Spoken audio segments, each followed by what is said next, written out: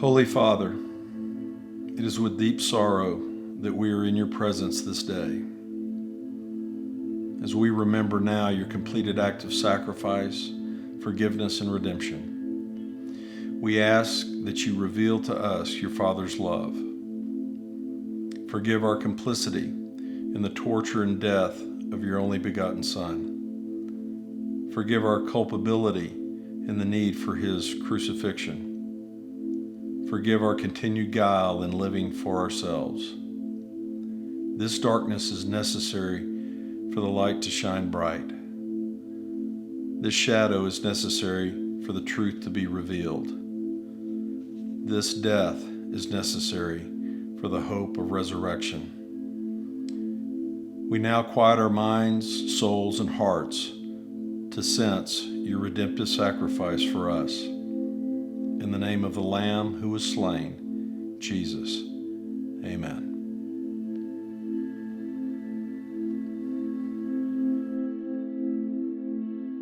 When Jesus had spoken these words, he went out with his disciples across the brook Kidron, where there was a garden, which he and his disciples entered. Now Judas, who betrayed him, also knew the place, for Jesus often met there with his disciples. So Judas, having procured a band of soldiers and some officers from the chief priests and the Pharisees, went there with lanterns and torches and weapons. Then Jesus, knowing all that would happen to him, came forward and said to them, "Whom do you seek?" They answered him, "Jesus of Nazareth." Jesus said to them, "I am he." Judas, who betrayed him, was standing with them. When Jesus said to them, "I am he," they drew back and fell to the ground. So he asked them again, "Whom do you seek?" And they said, "Jesus of Nazareth." Jesus answered, "I told you that I am he. So if you seek me, let these men go." This was to fulfill the word that he had spoken. "Of those who you gave me, I have lost not one." Then Simon Peter, having a sword, drew it and struck the high priest's servant and cut off his right ear. The servant's name was Malchus. So Jesus said to Peter, "Put your sword into its sheath. Shall I not drink the cup that the Father has given me?"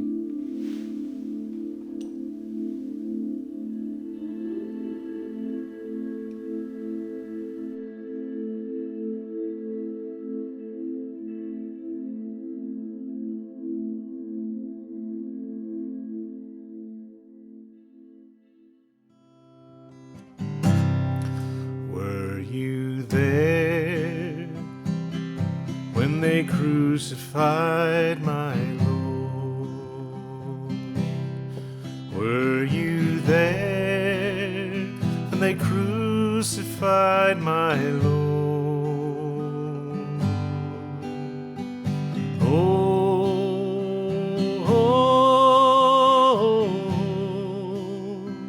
sometimes it causes me to tremble, tremble, tremble. Were you there when they crucified my Lord? Were you there when they nailed him to the tree? Were you there when they nailed him to the tree?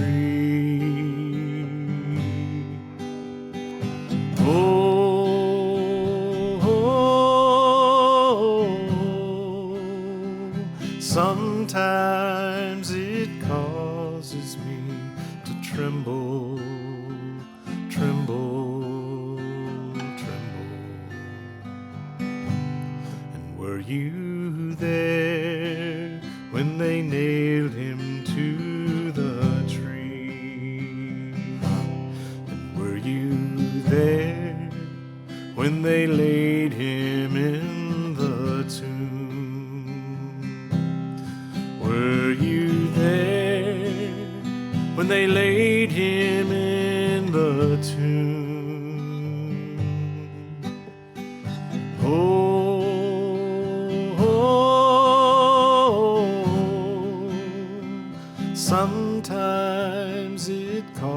causes me to tremble, tremble, tremble. Were you there when they laid him in the tomb? Were you there when they crucified my Lord?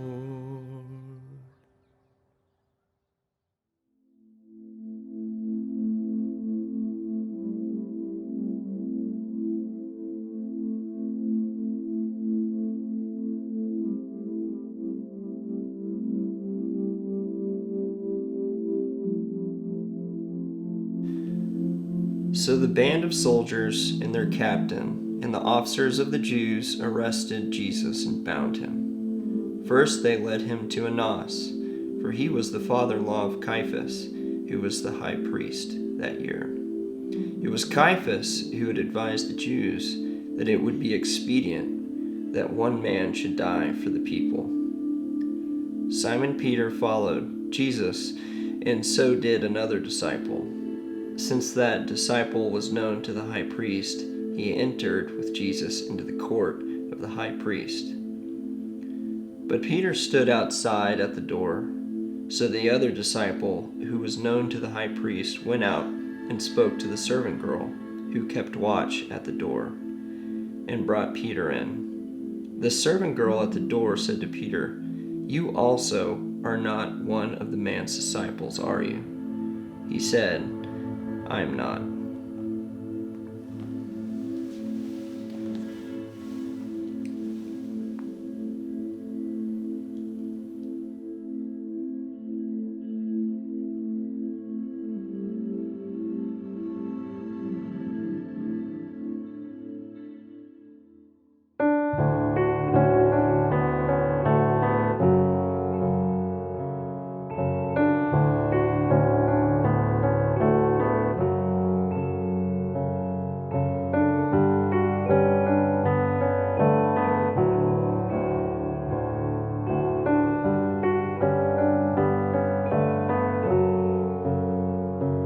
O sacred head now wounded, with grief and shame weighed down, now scornfully surrounded, with thorns thine only crown. How pale art thou with anguish, with sore abuse and scorn. Oh, how your face bears sorrow, which once was bright as morn.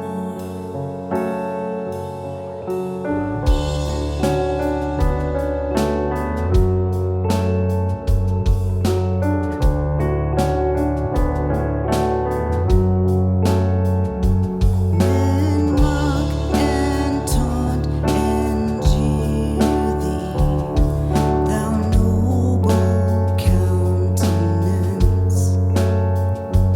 Though mighty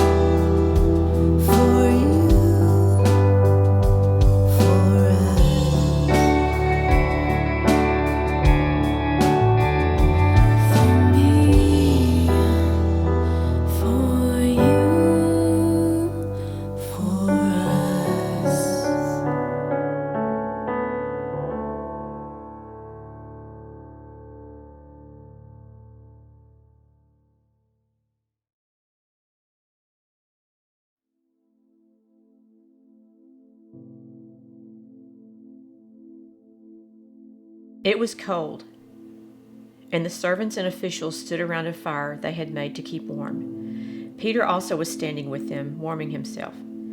Meanwhile, the high priest questioned Jesus about his disciples and his teaching. "I have spoken openly to the world," Jesus replied. "I always taught in synagogues or at the temple, where all the Jews come together. I said nothing in secret. Why question me? Ask those who heard me. Surely they know what I said." When Jesus said this, one of the officials nearby struck him in the face. "Is this the way you answer the high priest?" he demanded. "If I said something wrong," Jesus replied, "testify as to what is wrong. But if I spoke the truth, why did you strike me?" Then Annas sent him, still bound, to Caiaphas the high priest. As Simon Peter stood warming himself, he was asked, "You are not one of his disciples, are you?" He denied it, saying, "I am not."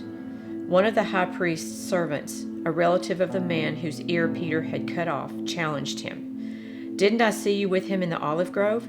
Again Peter denied it, and at that moment a rooster began to crow.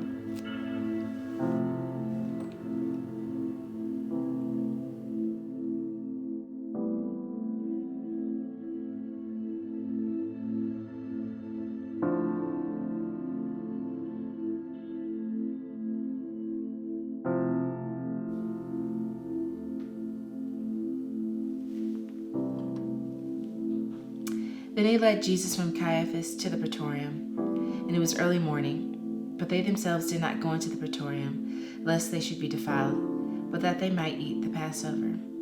Pilate then went out to them and said, "What accusation do you bring against this man?" They answered and said to him, "If he were not an evildoer, we would not have delivered him up to you." Then Pilate said to them, "You take him and judge him according to your law." Therefore the Jews said to him, "It is not lawful for us to put anyone to death," that the saying of Jesus might be fulfilled which he spoke, signifying by what death he would die. Then Pilate entered the praetorium again, called Jesus, and said to him, "Are you the king of Jews?" Jesus answered him, "Are you speaking for yourself about this, or did others tell you this concerning me?" Pilate answered, "Am I a Jew? Your own nation and the chief priests have delivered you to me. What have you done?" Jesus answered, "My kingdom is not of this world. If my kingdom were of this world, my servants would fight so that I should not be delivered to the Jews. But now my kingdom is not from here." Pilate therefore said to him, "Are you a king then?" Jesus answered, "You say rightly that I am a king. For this cause I was born, and for this cause I have come into the world, that I should bear witness to the truth. Everyone who is of the truth hears my voice."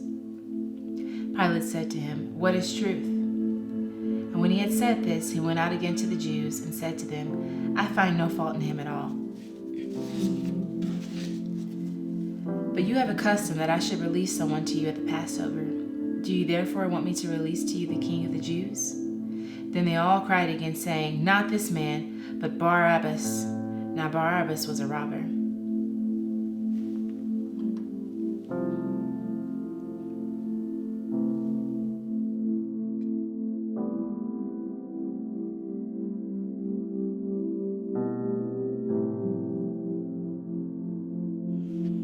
So Pilate took Jesus and scourged him, and the soldiers twisted a crown of thorns and put it on his head. And they put on him a purple robe. They then said, "Hail, King of the Jews!" And they struck him with their hands. Pilate then went out again and said to them, "Behold, I am bringing him out to you, that you may know that I find no fault in him." Then Jesus came out, wearing the crown of thorns and the purple robe. And Pilate said to them, "Behold, the man." Therefore, when the chief priests and officers saw him, they cried out, "Crucify him! Crucify him!" And Pilate said to them, "You take him and crucify him, for I find no fault in him." The Jews answered, "We have a law, and according to our law, he ought to die, because he made himself the Son of God." Therefore, when Pilate heard that saying, he was the more afraid, and went against them into the praetorium, and said to Jesus, "Where are you from?" But Jesus gave him no answer. Then Pilate said to him, "Are you not speaking to me? Do you not know that I have the power to crucify you and the power to release you?" Jesus answered, "You could have no power at all against me unless it had been given to you from above. Therefore, the one who delivered me to you has the greater sin." From then on, Pilate sought to release him, but the Jews cried out, saying, "If you let this man go, you are not Caesar's friend. Whoever makes himself a king speaks against Caesar." Then Pilate therefore heard that saying. He brought Jesus out and sat down in the judgment seat, in a place is called the Pavement, but in Hebrew, Gabbatha. Now it was the preparation day of the Passover, and about the 6th hour. And he said to the Jews, "Behold your king."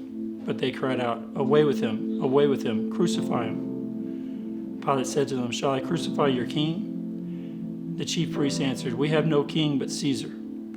Then he delivered them to him to be crucified. Then they took Jesus and led him away.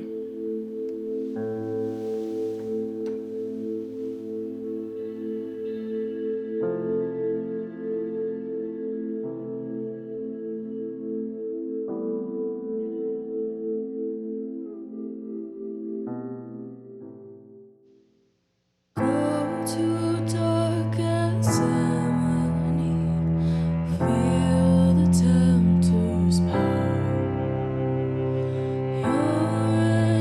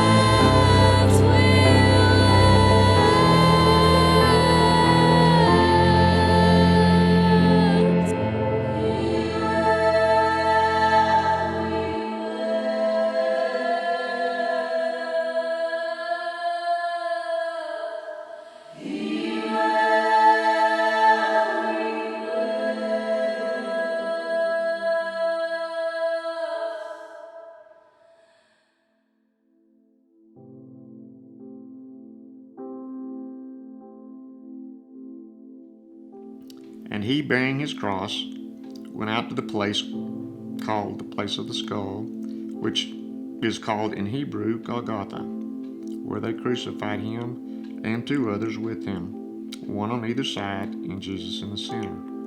Now Pilate wrote a title and put it on the cross, and the writing was, Jesus of Nazareth, the King of the Jews. Then many of the Jews read this title, for the place where Jesus was crucified was near a city, and it was written in Hebrew, Greek, and Latin. Therefore the chief priest of the Jews said to Pilate, "Do not write the King of the Jews." But he said he was the King of the Jews. Pilate answered, "What I have written, I have written." Then the soldiers, when they had crucified Jesus, took his garments and made 4 parts, each part for a soldier, and also was his tunic. Now the tunic was without seam, woven from the top in one piece. They said therefore amongst themselves, "Let's not tear it, but cast lots for it, whose it shall be,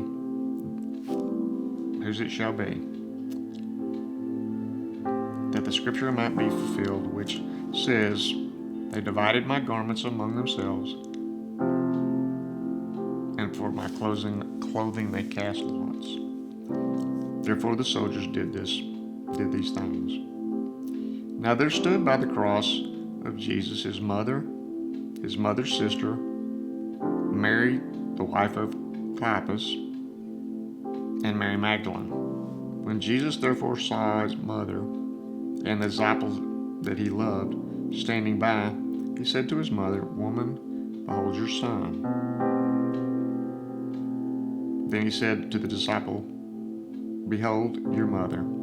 And from that hour, that disciple took her to his own home.